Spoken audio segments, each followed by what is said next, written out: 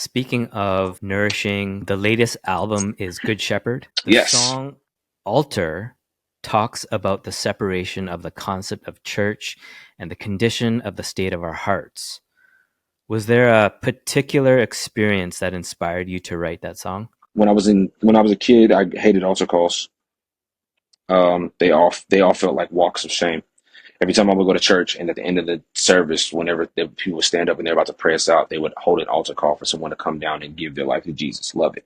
But it was always felt like a walk of shame, because what I also recognized is that there were church leaders and church mothers that would talk about the person that came in, or they would spread that person's business everywhere. Like, yeah, they came down here, we pray for them. It's because they're going through a nasty divorce. Or, yeah, they came down, we're praying for them, and they actually are like, that girl is pregnant and she's not married. Or it's like there was always a shameful thing that was like underlining or underneath someone's walk down to the altar. And I hated that, because I'm just like, they shouldn't feel shame getting to Jesus. This event shouldn't feel shameful. It shouldn't feel thick like this. It shouldn't be tension.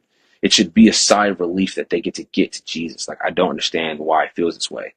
And then God took me through the whole thing about how, where the altar was originally designed, and the context, and where where we lost our framework for the altar, and then how it transcended into something else. And then the crucifixion restored its original intention. But not only did it restore the original intention, it like made it to where anything can be your altar. If you're standing on a back porch and you're leaning over the edge of the frame, you can now you can now talk to God right there by yourself, and that now becomes your altar. If you're in your house, in your living room, and you kneel by your couch has now become an altar to meet with the Lord. Like, you see what I'm saying? So I think the Mhm. point of it was to like restructure our vantage point about God and about the altar and about what it's supposed to like represent. Not just be a walk of shame, but like, Mm. it's not supposed to be a walk of shame. But like, hey, this is actually a meeting place with the Lord. But even though you might feel, because some people don't come to church because they're afraid of being judged, they feel shame even walking into the building. So I'm like, for Mm. you that feel ashamed to even walk in the building, turn on the television on your Netflix, or not Netflix, on your YouTube, and have church in your living room.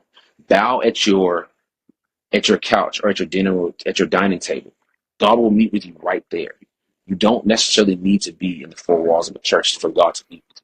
I encourage you to get inside of the four walls of a church. But if you're too afraid of being judged right now, until God leads you to the four walls of a church that you're supposed to be at, let your living room be your sanctuary. I mean, especially people that might be new to the faith, right? Like, for those people, I think this message is very powerful because they might not have that concept. So I love it, and I think it's a testament to the nature of the messages in your music, and that being faith being at the core.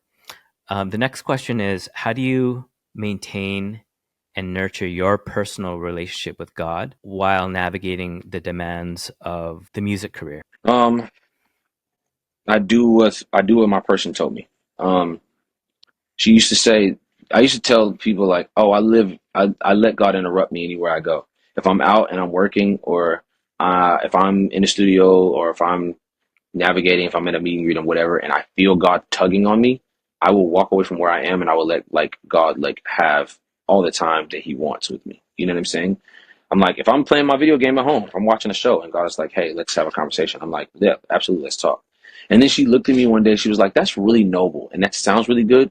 But the problem that I have is that if you actually lived an entangled life with the Lord, you would never have to live an interruptible one.